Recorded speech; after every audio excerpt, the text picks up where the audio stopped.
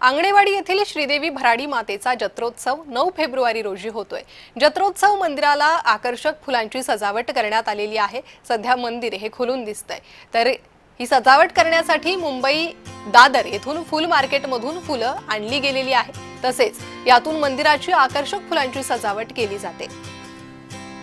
700 kilo गोंडा, शेवंती, त्याचबरोबर विविध जरबेरी यासारखे 50 प्रकारची फुलांपासून सजावट केली जाते। दादर फूल मार्केटमधील डेकोरेटर महेश पवार यांच्याशी याबाबत संवाद साधलाय आमचे सिंधुदुर्गचे प्रतिनिधी सुरेश कौलगेकर यांनी।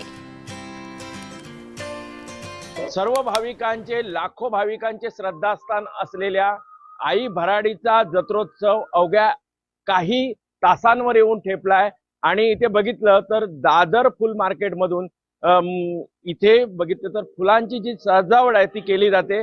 अशा पद्धतीने जी फुलांची सजावट असते ती केली जाते आणि तिथून ही जी फुलं आहेत ही अशा पद्धतीने आणली जातात। इथे बघितलं तर ही वेगवेगळी फुलं आहेत ती इथे पाहायला मिळतात।